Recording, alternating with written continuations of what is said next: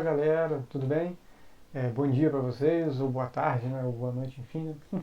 Aqui para mim agora é bom dia, né? Que eu tô gravando essa hora de manhã. Mas um bom dia para vocês, então. Vamos começar aqui agora mais uma aula de física, né? Continuando o que o Renan começou a falar para vocês na semana passada sobre dinâmica, né? Então, vocês começaram a ver com ele que dinâmica é o ramo da física, né? A área da física que estuda a causa dos movimentos, né? A gente já estudou alguns tipos de movimentos importantes, né, que é o movimento uniforme, o movimento uniformemente acelerado, movimento circular, né, que são grandes movimentos, né, na física, e agora a gente vai estudar o que causa esses movimentos. Né. Vocês já começaram a estudar com ele, que o primeiro cara que começou, não o primeiro na história, né, tiveram outros, Aristóteles já foi um deles, mas o cara que começou a formalizar esse tipo de coisa e que tem o seu conhecimento utilizado até hoje foi o Newton. Né? Através das suas três leis, né, ele conseguiu sumarizar o que causa os movimentos. Né? E nessa aula a gente vai estudar um pouco hoje então sobre classes de forças, que vocês viram na aula com o Renan, né? Que forças são os componentes, vamos dizer assim, responsáveis por gerarem o movimento dos corpos. Todos os corpos se colocam em movimento através da aplicação de forças. Né? E a gente vai estudar hoje os tipos básicos de forças que existem. Tá? E vamos aplicar essas forças em alguns problemas, tá? Para a gente ver como é que isso funciona na prática. Então vamos lá. Na física existem basicamente duas classes de forças.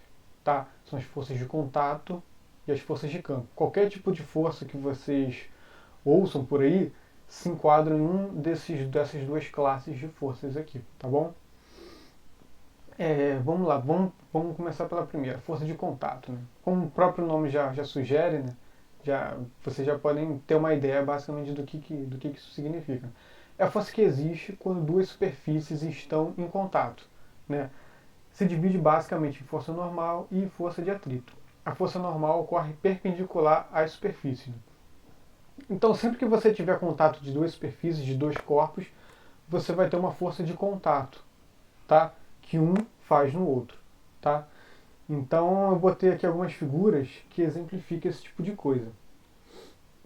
Tá? Então, você tem um bloquinho, por exemplo, nessa primeira figura aqui, em contato com a superfície de uma mesa, né? Ele até deformou a mesa, né? Você vê que a mesa até deu uma curvada aqui, né? Esse bloquinho, então, ele faz uma força na mesa aqui. Né? E a mesa faz uma força de volta no bloquinho. Por quê? Porque tem contato. Tem contato entre os dois, então você tem uma força. Tá? E essa força, percebe aqui que ela está sendo perpendicular à superfície tanto do bloquinho aqui quanto à superfície da mesa. Essa força está sendo perpendicular. Né? Percebe que esse vetor de força é perpendicular a essa direção horizontal aqui. Então, essa força daqui é uma força de contato do tipo normal. Tá? Por exemplo, uma pessoa correndo sobre uma calçada, sobre a rua. Exatamente nesse instante da foto aqui, a pessoa, existe o contato da sola do sapato, do tênis da pessoa com a superfície do asfalto, da rua. Então você tem ali de novo uma força de contato. Tá? Essa direção perpendicular aqui ao solo e à superfície do tênis, você tem a força normal. E essa força normal que vai fazer com que a pessoa se mantenha em pé e não caia. Né? Outro exemplo aqui, uma menina querendo empurrar um carro aqui que atolou. Né? Ela vai empurrar o carro, vai fazer com que a sua mão e o seu sapato aqui entre em contato com a superfície desse veículo, então entrou em contato, tem força normal ali. Tá bom? Um bloquinho A e B aqui, o A está em contato com o B, não está? Então se está em contato, então você tem uma força de contato aqui entre eles. Ó, força AB, então força do A que o A faz no B, empurrando o B para frente, e força do BA, que é a força que o B faz em A, que é na mesma direção, só que no sentido contrário, com a mesma intensidade, o mesmo modo, ou seja, o modo a gente representa pelo comprimento do vetor, né? O comprimento da seta aqui. Então esse comprimento desse vetor aqui é o mesmo comprimento desse vetor aqui, mesmo modo, né? Terceira lei de Newton. Lembra disso? Da aula passada que vocês viram? Então, Beleza, então outro tipo de força de contato, todas as forças de contato que a gente falou naquele outro slide foram forças que são perpendiculares à superfície, mas existem forças de contato também que são paralelas à superfície. E esse tipo de força a gente chama de força de atrito, né? É a força que ocorre paralela ou tangencial à superfície, né? Então essa primeira figura aqui, né, que você tem um caixote apoiado sobre uma plataforma aqui, ela ilustra bem qual é a origem dessa força de atrito, né? Se você der um zoom na região de contato do caixote com essa superfície, você vai perceber que o caixote ele não é perfeitamente liso, por mais que às vezes possa parecer, até o tampo de vidro de uma mesa, por exemplo, parece perfeitamente liso. Mas se você der um zoom ali, você vai descobrir que ele não é perfeitamente liso. Ele tem umas certas ondulações, ele é meio enrugado ali.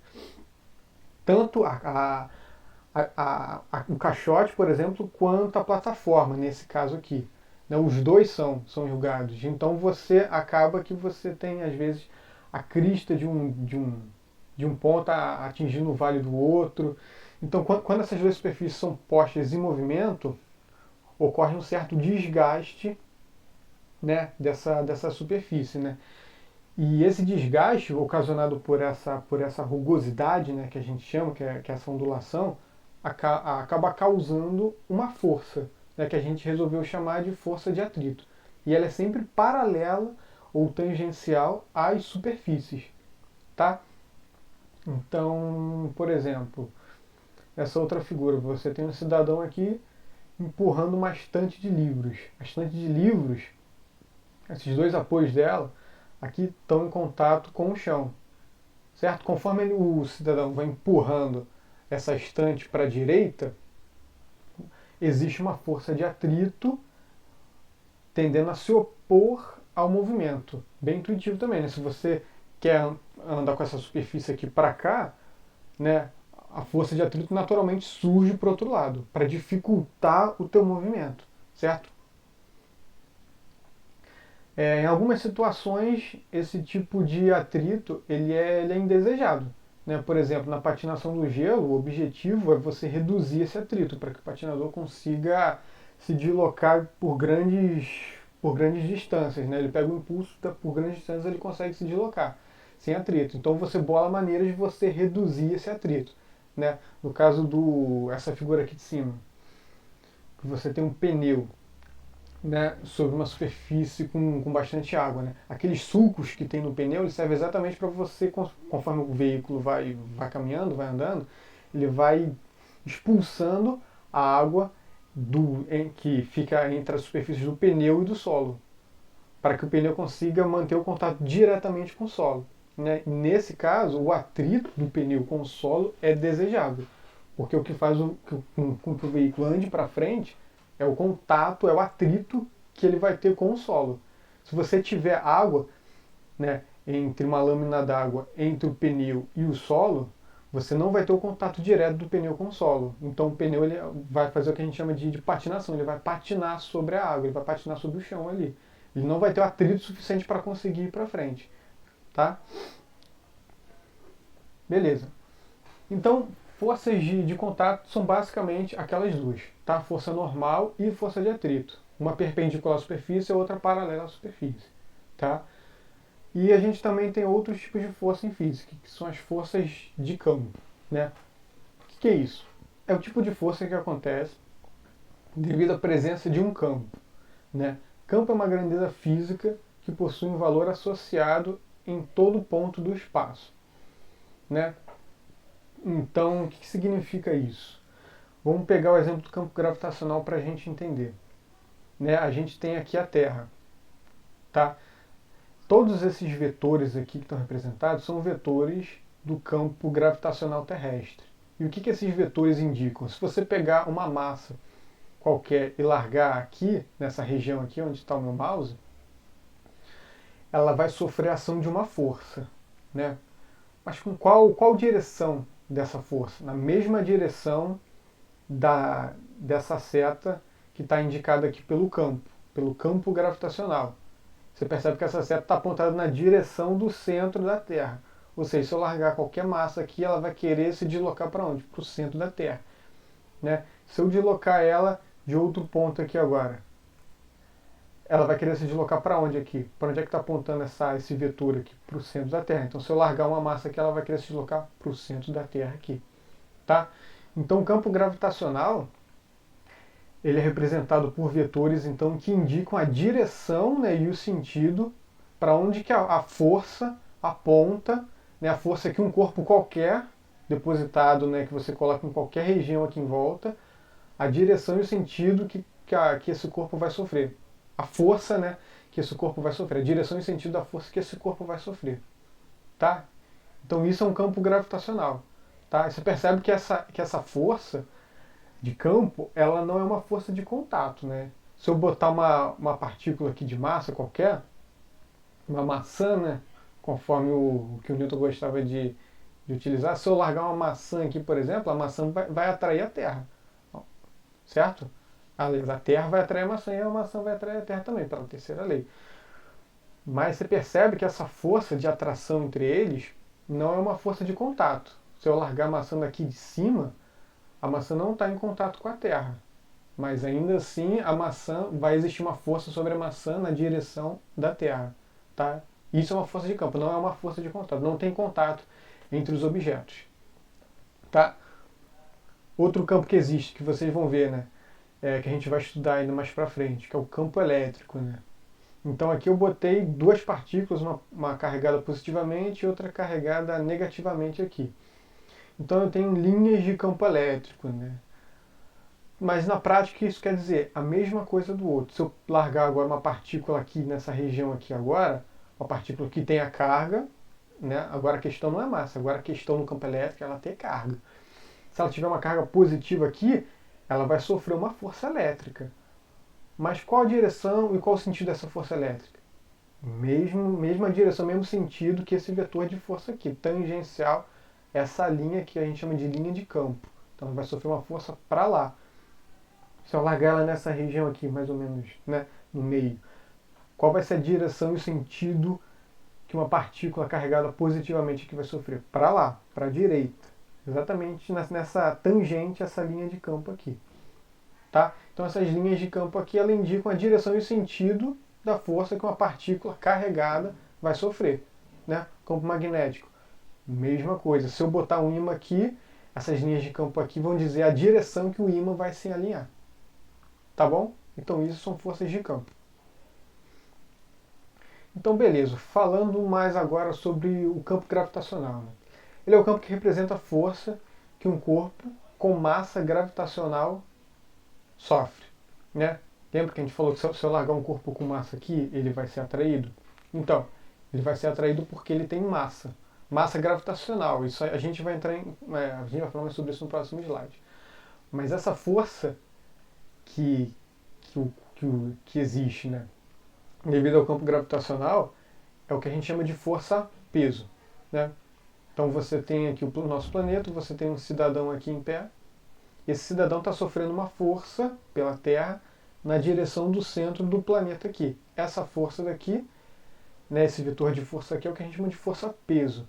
Né? E ela ocorre sempre perpendicular à superfície que você se encontra. Né? Então, outro exemplo aqui.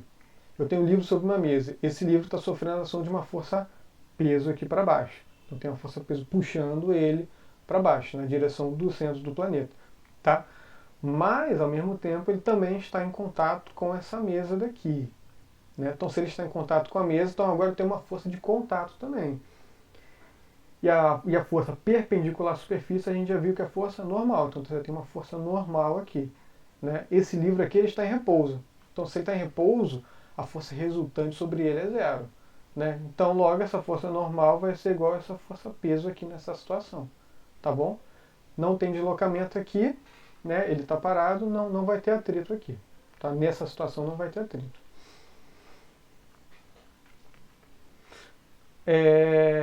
Nessa outra situação aqui, né, a gente tem o nosso sistema solar aqui, né, os nossos planetas aqui orbitando, fora de escala, né, mas é uma boa representação. Eles orbitando o Sol aqui. A força que mantém eles em órbita do Sol é a força gravitacional agora, que o Sol exerce sobre cada um deles aqui, tá? Beleza? Então, beleza. Eu queria falar com vocês agora rapidamente diferença de massa inercial e massa gravitacional, né? É algo um pouco mais conceitual, mas que eu acho importante, eu acho relevante da gente discutir um pouco isso, tá? O que seria massa inercial? É a propriedade que um corpo oferece, é a propriedade que um corpo de oferecer resistência à mudança de movimento, né? Que é o que vocês viram com o Renan na última aula, né? Então, vocês têm um corpo, por exemplo, um corpo parado aqui, um caixote, e você tem um cara que quer começar a empurrar esse caixote, né? Ele vai fazer uma força no caixote, vai começar a empurrar e o caixote vai começar a acelerar, né? Então, massa é a propriedade que esse caixote aqui tem de oferecer resistência a esse movimento. Quanto mais massa esse caixote tiver, mais resistência ele vai oferecer ao movimento, ou seja, mais difícil vai ser empurrar, né? Mais força você vai precisar para conseguir empurrar esse caixote. Então, isso é uma propriedade que os corpos têm, de oferecer resistência ao movimento, tá? Que a gente chama, essa propriedade a gente chama de massa inercial. Agora, se eu pego um corpo e boto ele perto de outro corpo aqui, vai existir uma força agora de atração entre eles, que é o que a gente chama de força gravitacional, né? Que a gente viu por conta do campo gravitacional. Esse cara daqui, esse corpo aqui, gera um campo gravitacional. Esse aqui também gera um campo gravitacional. Esse aqui sofre atuação, ele sofre influência do campo gravitacional gerado por este corpo, e este corpo gera influência do campo gravitacional deste corpo aqui. E é um tipo de força à distância, como a gente viu, não tem contato, né? E essa força gravitacional aqui, que um atrai o outro, ela é proporcional à massa desse e à massa desse, mas a massa gravitacional, percebe? A, a componente, a propriedade do corpo responsável por essa atração gravitacional é o que a gente chama de massa gravitacional, que não tem nada a ver com a outra massa referente à resistência ao movimento. É uma outra coisa, é uma massa gravitacional, tá? Então são duas coisas diferentes. Existe massa inercial e massa gravitacional. Acontece que na prática, o que se observou, né? Que se aumenta, por exemplo, a massa gravitacional desse corpo aqui, eu vou aumentar então a força de atração, certo? Desse com esse daqui. Tá? Então se aumenta a massa gravitacional dele, eu aumento a força de atração entre eles. Tá? E ao mesmo tempo eu percebo que se eu aumento essa massa gravitacional, ele também passa a oferecer maior resistência ao movimento, né? Que já é quem é responsável por isso é a massa inercial. Então eu percebo que se eu aumento a massa gravitacional, a massa inercial acaba aumentando também na mesma proporção. E vice-versa, se eu aumento a massa inercial, acaba aumentando a massa gravitacional, sempre na mesma proporção. Então, o que se percebeu-se então que essas duas massas elas estão relacionadas diretamente uma com a outra, né? A origem, vamos dizer assim, a raiz física que origina essas duas propriedades, ela é rigorosamente a mesma, tá? Então, como a massa inercial e a massa gravitacional são as mesmas, a gente tem sempre o mesmo valor, a gente resolveu chamar tudo de massa, tá? Então a massa inercial e a massa gravitacional são a mesma coisa, a gente vai chamar de massa. Então daqui para frente, e nos livros também, vocês vão ouvir só o termo massa, porque as duas massas são a mesma coisa. Tá bom? Então, deixa eu ver quanto... tá. Só mais um slide aqui para a gente terminar essa aula então e resolver alguns exercícios. Para a gente resolver os exercícios, tem uma técnica que a gente usa que se chama, uma ferramenta, né, que se chama diagrama de corpo livre. E o que é isso? Né? É a análise de todas as forças que atuam no corpo ou em parte dele. Para qualquer parte do corpo escolhido, podemos aplicar a segunda lei de Newton, que é essa danada aqui, ó, F igual a ma.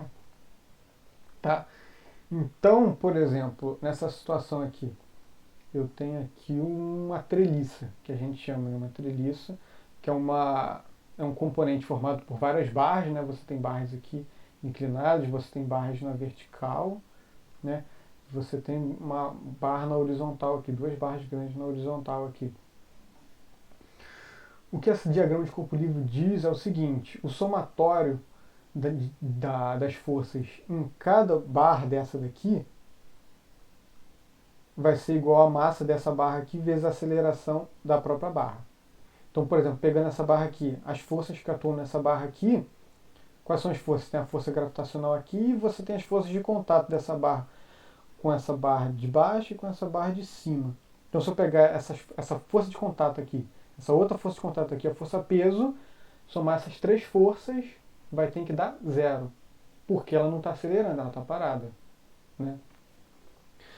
Posso fazer isso para essa outra aqui, posso fazer isso para essa outra aqui, posso fazer isso para essa outra aqui, posso fazer isso para cada barra dessa daqui do meu sistema, tá? E posso fazer isso para o meu sistema como um todo. Quais são as forças que atuam no meu sistema agora como um todo aqui? Eu tenho essa força que essa outra viga aqui exerce, que essa outra aqui exerce, que essa outra aqui exerce, que essa outra aqui exerce para baixo. E tem a força peso que atua nesse conjunto como um todo aqui. Então, se eu somar todas essas forças, de novo, vai ter que dar zero, porque esse sistema como um todo aqui está parado. Tá? Então, o diagrama de corpo livre basicamente diz para a gente que a gente pode pegar o meu sistema como um todo, que é essa grande treliça aqui, né, que é o conjunto dessas barras aqui, e posso analisar barra por barra aqui, aplicar o F igual a MA em barra por barra aqui. Tá? E com isso eu consigo resolver o meu problema de forma muito mais fácil. Tá? Basicamente isso que o diagrama de corpo livre diz pra gente. Tá bom? No próximo vídeo, então, a gente resolve 2 exercícios. Tá bom? Para ficar um pouco mais claro isso que a gente está falando. Beleza, gente? Então,